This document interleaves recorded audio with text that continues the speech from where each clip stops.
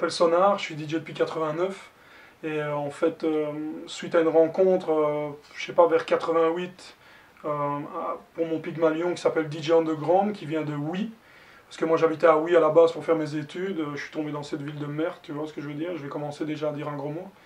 Et voilà, le mec il m'a montré ses platines, c'était à l'époque où il y avait que vraiment trois groupes de base, Run DMC, Beastie Boys, Public Enemy, et lui avait tous les maxi. Et il m'a laissé essayer pendant une demi-heure chez lui, et moi, direct, je suis allé m'inscrire pour travailler pendant les vacances, alors que je l'avais jamais fait, tu vois. Et après les vacances, ben, j'ai payé mes platines. Je suis allé les acheter à l'armée américaine en Allemagne, grâce à un mec de l'armée belge. Et voilà, quoi. Donc mes platines, elles sont toujours là depuis 89. Donc je les ai achetées là-bas, quoi. Et ça a commencé comme ça. Donc mon parcours, c'est... en 89, j'avais déjà un groupe avec deux Nigériens qui viennent du Niger, qui s'appellent Moumouni et Omar. Et on a fait notre premier groupe qui s'appelait le Todd Posse. Je donne des noms parce que je n'ai jamais parlé de ça. Et là maintenant, ils sont retournés au pays, sauf Omar qui habite ici à Liège. Et avec eux, on a fait des premières chansons. Et c'est avec eux aussi qu'on a rencontré les Breakers de Namur qui s'appellent NBS. Je fais une dédicace à mon bro Julien, là, avec qui je parle souvent. Là. Et voilà. On a commencé comme ça, puis ensuite La Chapelle, Liège, donc vers le début 90, on se donnait rendez-vous tous les vendredis et tous les samedis à La Chapelle. Et à ce moment-là, ben, c'était le début du rap, on se voyait avec Migwan de Starflame, c'est là que j'ai rencontré Migwan, c'est là que j'ai rencontré tous les graffeurs de Liège, les JNC, Jabba, Recto, Fab 70, 74. Et voilà quoi, tu vois, donc ça a commencé comme ça, et puis après, j'ai fait des graphes. Donc ça m'a porté plein de merde, donc je me suis dit que j'allais carrément m'orienter vers le DJing. Puis après je suis devenu DJ d'H-Posse. H-Posse c'est le premier groupe avant Malfrat Linguistique. Malfrat Linguistique est devenu Starflame. Donc on était deux DJ avec Migwan, donc j'ai fait quelques dates avec eux. On a travaillé pendant un certain temps ensemble. Et pendant ce temps-là j'ai rencontré un mec qui s'appelle Bienvenu, qui venait de Côte d'Ivoire, qui venait d'arriver à Oui pour des problèmes de comment africains à la base, tu vois, il a dû se tirer de là-bas. Et comment on avait commencé à faire des chansons, on a fait leur première chanson qui s'appelait Bienvenue à Oui. Je l'ai toujours sur CD, malheureusement je ne l'ai jamais mis en ligne, peut-être un jour je le ferai, tu vois.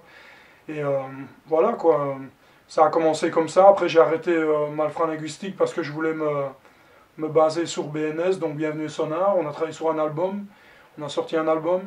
Et puis après, au moment où on a sorti l'album, il y a des choses qui ne sont pas très bien passées à ce moment-là, donc voilà, on a dû arrêter malheureusement. Et à ce moment-là, j'étais dans Orichas, tu vois. Donc j'ai fait 2 tournées avec Orichas. Pendant 4 ans et demi, on a fait des concerts, voilà, on s'est marré. Ça m'a permis d'apprendre la scène, puisque j'ai fait pas mal de concerts avec eux, et devant pas mal de gens, avant des premières parties de Mala, tu vois, dans plein de pays différents. Ça m'a permis de voyager. Puis après mon retour à Liège, quand les deux groupes se sont arrêtés pour moi, j'ai commencé à retravailler ici, donc c'est-à-dire... j'ai fait des ateliers comme je faisais avant, dans les écoles, travailler dans les IPPJ, des choses comme ça. Et puis voilà, là j'en suis là maintenant où j'ai eu 2 ans et demi ou 3 ans avec Pure FM. Voilà, je dois faire un doigt, je suis obligé, tu vois. Donc j'ai fait Pure FM, on m'a éjecté parce que j'étais dans la musique minoritaire et que c'était pas la mode. Donc quand t'es pas à la mode, on t'éjecte comme une merde, tu vois. Donc c'est comme ça. Et puis la suite, là maintenant, c'est Radio Rectangle. La suite aussi, c'est Accro, avec qui on fait peu de concerts, mais on fait des bons concerts. Je fais une dédicace à mon bro Accro de Starflame. Et puis mon bro Dynamix, avec qui hier j'ai fait un putain de concert avant Dope D.O.D. à la baie. Là, l'album arrive aussi. Supporter Dynamix parce que c'est une putain de machine, un putain de MC, tu vois. Et je suis aussi avec ma sista Nina Miskina. Nina Miskina qui a sorti un EP dans le désordre. Et voilà quoi. Avec eux, là, maintenant, on avance, on va faire des scènes, là. Je pense que cet été, on fait Couleur Café, Bruxelles Summer Festival, Esperanza, je dois jongler devant. Et on va faire aussi encore plein d'autres dates. Elle a gagné plein de trucs parce que, pour moi, Nina Miskina, elle vaut au moins 5 rappeurs. Parce qu'elle n'a pas besoin d'avoir une paire de couilles, tu vois, parce qu'elle, elle a vécu la vraie vie dans la rue. Et elle a connu des choses que personne ne connaîtra jamais. Et chaque fois qu'elle parle, c'est pour dire la vérité. Je dis pas que les autres font pas ça, mais il y en a qui s'inventent des carrières, tu vois, ou qui s'inventent des trucs. Nina Miskina, il n'y a pas moins de tests, quoi. C'est comme Dynamix, c'est pareil. Dynamix, il explique des choses. Voilà, tu vois, c'est comme mon Brostan aussi, qui est parti au Canada, c'est pareil. Convox, pareil. Tous ces gens-là, tu vois. M'amène Silla, m'amène Mastapi aussi. Je fais une grosse dédicace. c'est mon bro, Mohamed Fakir, tous ces gens-là. Donc voilà, là maintenant on est en 2013 et je continue mon projet Escalator qui est au troisième chapitre. Le quatrième normalement, Inch'Allah, ce sera Paris. Et voilà, quoi, on suit son chemin, on continue à faire des choses tous les jours, chaque semaine une émission sur Radio Rectangle, www.radiorectangle.be ou .com. Et une émission hip-hop chaque semaine en ligne, une semaine podcastée et downloadable, pardon. Voilà, voilà c'est un peu...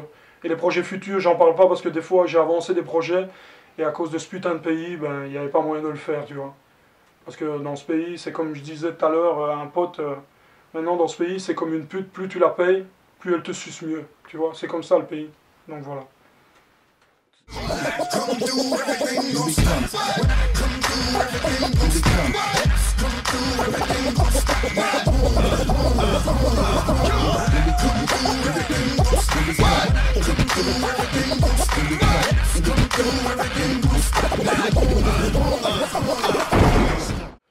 Bah déjà c'est le MP3 quoi mec. Donc le MP3 ça nous a sauvés, c'est comme Internet mais ça nous a tués aussi et c'est comme Internet aussi. Tu vois, depuis qu'il y a le MP3, ben moi j'ai pas arrêté d'acheter des disques mais j'ai bien arrêté d'en acheter comme j'en achetais avant, tu vois, des fois avec des potes on partait, il y en a encore qui le font maintenant mais il faut de l'argent, tu vois.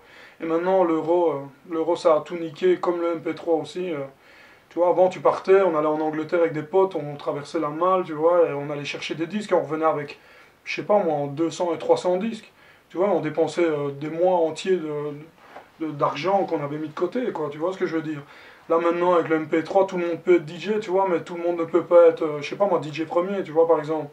Il n'y aura qu'un DJ premier, donc après, on s'en sort, mais c'est souvent aussi à force d'acharnement, tu vois, moi ça fait depuis 89 que je suis DJ, et pourtant là je suis toujours dans ma cave en train de faire la même chose qu'en 89, même si c'est avec plus de qualité et avec un curriculum qui pourrait m'amener quelque part de mieux, tu vois, mais en Belgique ça commence tout doucement à se faire, quoi. Là maintenant il y a des jeunes qui ont pris le pouvoir, et je veux dire qui ont pris des fonctions et qui se rappellent et qui savent à qui appeler, tu vois, pour avoir quelque chose de qualité, tout simplement.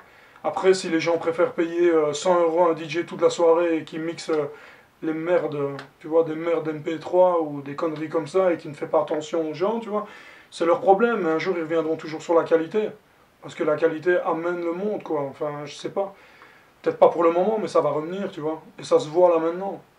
Même dans le rap belge, tu vois, ça se voit. Il y a des groupes, tu vois, je parle d'Exode Arabe, je fais une grosse dédicace parce que, tu vois, Exode Arabe, là, ils sont en train de faire une tournée, et ils sont en train de retourner les salles, tu vois, et c'est le seul, pas le seul groupe, mais ils ont rempli des salles, quoi. C'est un groupe belge. C'est comme Convoque le disait, comment, à Alain Rock, il disait, on n'a pas besoin d'avoir un festival où il y a une tête d'affiche de rap français, même si je respecte le rap français, tu vois, et que j'ai beaucoup de respect pour les anciens et toute l'histoire du rap français, mais voilà, on est en Belgique et on peut mettre en tête d'affiche un groupe belge, quoi.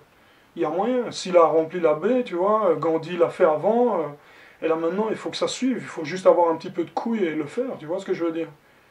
Et c'est toujours comme ça, il y a des gens qui dépensent leur vie à longueur d'années pour faire avancer le truc. Voilà, je pense que la qualité sera toujours là, quoi.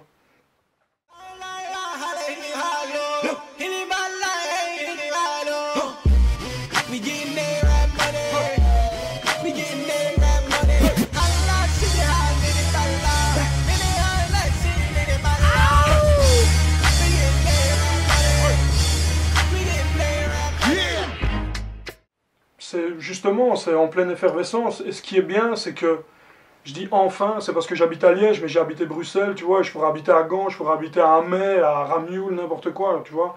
Mais là maintenant, on voit que les groupes qui viennent plus de Bruxelles sont en train de monter et montrer qu'il n'y a pas besoin de venir de Bruxelles pour avoir de la qualité, tu vois. Même si à Bruxelles, on a toujours... je sais pas si c'est les plus forts, tu vois, mais il y a toujours quelque chose... tu vois ce que je veux dire? C'est comme New York, tu vois, ou c'est comme Los Angeles, ou comme Marseille ou Paris, tu vois. Voilà, mais quand on voit, je sais pas, quand on voit des groupes, tu vois, qui viennent d'autres villes et qui ont un niveau, on parlait d'Exode Arabe, tu vois.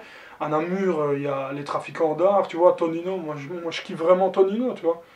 Je trouve que c'est un mec qui amène des textes, et pourtant je l'ai rencontré bizarrement en faisant Escalator, je le connaissais même pas du tout, et quand on était à la gare de Namur, je l'ai rencontré avec matière grise et tout, et Et comment, voilà, je les ai filmés direct, tu vois, et on s'est parlé, et puis ils voulaient écrire carrément au bord du train, tellement c'est des fanatiques, tu vois, et moi je pense que c'est ça qu'il faut, des gens motivés. Comme dirait Rakim, tu vois, c'est pas d'où tu viens, mais c'est où tu es, tu vois, ça ne dépend pas de venir de Bruxelles, même si Bruxelles c'est la capitale, et que voilà, ça a son histoire, et que la base du hip-hop belge vient de là, tu vois, et un peu de Liège aussi, parce qu'on a commencé aussi un peu aux mêmes années, tu vois ce que je veux dire. Mais voilà, le rap belge a une qualité là maintenant, comme autant il y a des merdes, tu vois ce que je veux dire. C'est comme tout, mais justement, s'il n'y a pas de merde, il n'y a pas de qualité. Tu vois, et moi, ce que je reproche pour le moment, c'est que ce qu'il y avait comme quand nous, on était en train de faire du rap, je veux dire, au tout début, tu vois, enfin au début, je parle dans les années 90, c'est qu'il y avait une rivalité, tu vois. Et je pense qu'à un moment, il faudrait que des fois la rivalité revienne pour que le niveau recontinue à réaugmenter. Je dis pas de dire ouais, Liège, Bruxelles, tu vois ce que je veux dire. Mais quand tu fais une chanson, ben, je sais pas moi, c'est comme, je sais pas, tu dois te battre pour faire une chanson. C'est comme quand tu mixes dans une soirée, t'es pas là pour te gratter le nez, tu vois. Si je veux parler de DJ, tu mixes dans une soirée, c'est pour retourner la soirée et que les gens se marrent et que se rappellent de ton passage et puis après qu'on t'appelle, tu vois. Ben, quand tu fais une chanson, quand tu fais un album, c'est encore pire parce que l'album, il sera là à vie. Donc si t'as fait une connerie dedans, t'as écrit une merde dedans, t'as parlé mal ou t'as fait un truc qui n'était pas intelligent, on parlait de bac tout à l'heure, tu vois, eh ben regarde. Il y a des gens qui vont lire ça, parce qu'il y a des gens qui sont intéressés dans les contenus, ils sont pas juste là pour écouter les trucs comme ça n'importe comment, tu vois ce que je veux dire. Surtout parce qu'on comprend, tu vois. Le rap américain, c'est pas encore pareil. Si on traduisait la moitié, ben on partirait en courant, en pleurant, en rigolant, tu vois. Voilà, donc moi, je suis 100% avec le rap belge, donc de toute façon, j'ai fait Escalator, c'était pour le rap belge, ça a commencé par le rap belge, 130 capsules, je travaillais 9 mois, pratiquement tous les jours, je partais avec mon sac, et j'avais filmé, tu vois, et j'ai bien vu que si je continuais, ben, j'en faisais 2000 si j'avais envie, tu vois ce que je veux dire. Donc voilà quoi, moi je suis 100% du côté du rap belge, c'est pour ça que je suis toujours en Belgique d'ailleurs, et que j'ai difficile à quitter la Belgique, c'est parce qu'il y a plein de gens avec qui je kiffe, tu vois, et voilà, c'est pour ça.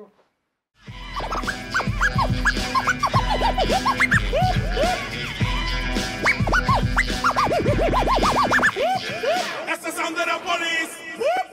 That's the sound of the beast. That's the sound of the police. That's the sound of the beast. En fait, ça je pense que je l'ai déjà raconté, mais c'est, tu vois, il y a une émission de radio à Liège, quoi, et Dante était invité. Dante, justement, il fait partie des autres, tu vois, le groupe de Stan Yacine et encore deux autres.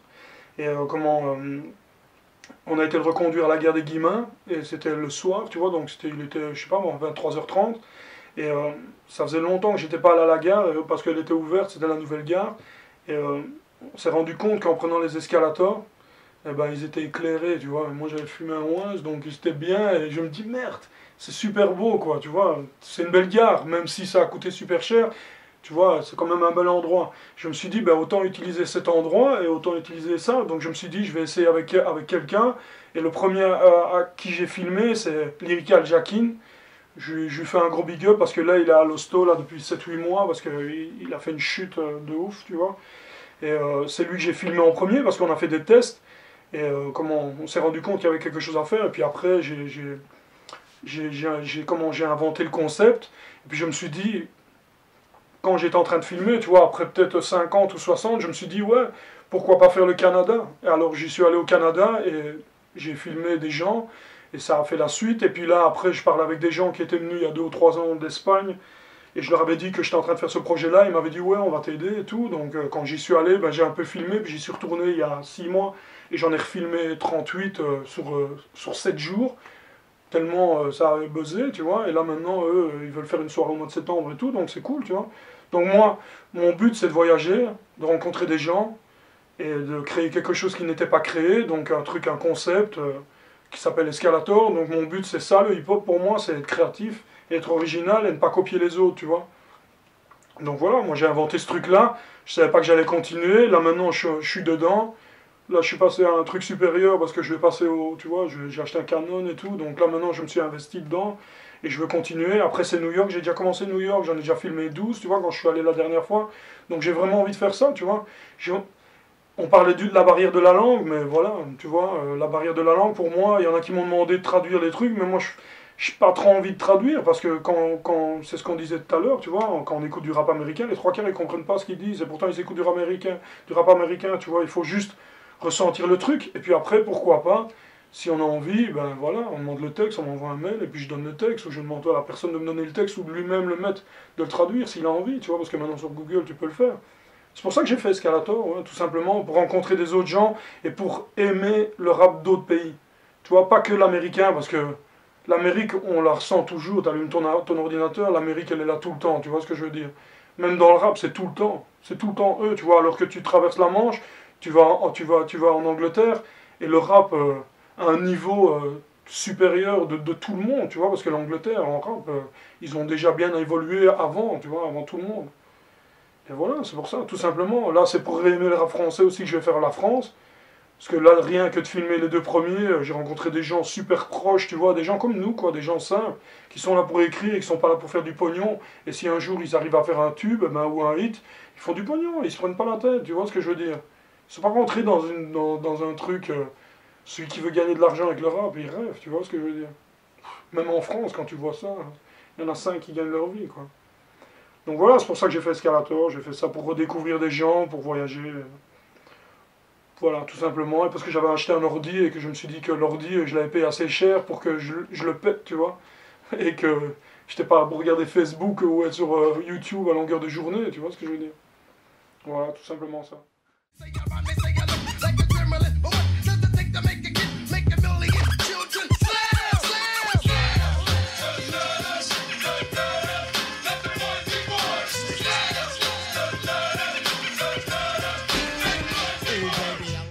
Via le net pour Escalator, j'ai fait un site officiel parce que je trouvais ça plus facile. Donc c'est www.escalators avec s.be et c'est un site direct. Et sur le site, il y a un moyen de communiquer avec moi si vous êtes dans un autre pays ou dans un pays francophone, tu vois, même d'Afrique, vous avez envie de faire un truc comme Escalator.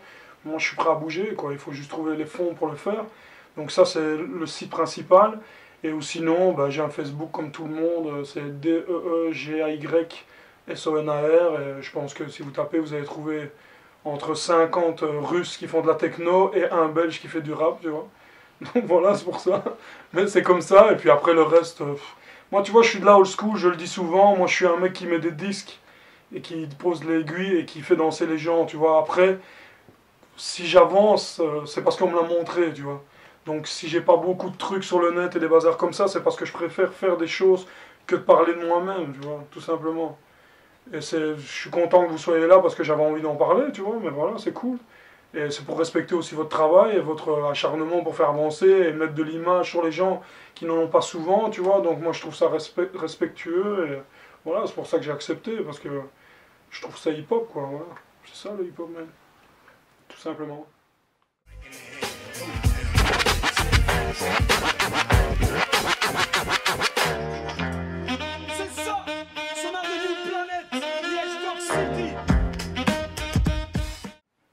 Bon, moi, ce que je voudrais dire, comme mot de la fin, c'est que n'oubliez pas la qualité avant la quantité, tout simplement. Là, vous avez plein de DJ qui arrivent, ils ne savent pas mixer, ils n'ont pas fait leurs preuves, ils n'ont jamais été acheter des disques. S'ils mixent bien, c'est très bien, mais si c'est juste parce que vous les payez moins cher, allez vous faire foutre, quoi. Franchement, tout simplement. Parce que n'oubliez pas qu'il y a des gens qui ont dépensé leur vie et qui sont là depuis 25 ans, je fais pas le vieux, il n'y a pas de violon derrière moi, tu vois. Mais voilà, ils sont là pour amener quelque chose de qualité et voilà quoi, n'oubliez pas qu'on est là, n'oubliez pas qu'on est responsable, qu'on peut vous amener des choses, qu'on peut faire évoluer vos choses et qu'on sera toujours là et quoi qu'il arrive, même si vous nous kickez et que vous nous fermez les portes, on sera toujours là. Et s'il faut se casser de ce pays, on se cassera de ce pays. Comme tous les gens qui ont des skills dans ce pays se cassent un à un et vont conquérir les autres pays pour revenir en Belgique pour se faire sucer, tu vois ce que je veux dire. C'est hardcore, mais c'est la vérité. Donc voilà, je fais une grosse dédicace à tous ceux qui combattent et qui sortent des albums encore maintenant et qui ouvrent des scènes et qui se battent pour le hip-hop belge. Voilà, one love. Hey, how you doing? Sorry I can't get through. Why don't you leave your name and your number and I'll get back to you. Hey, how are you doing? Sorry I can't get through. Why don't you leave your name and your number and I'll get back to you. Once again, it's another rap bandit, fiend in an eye, and I can't stand it.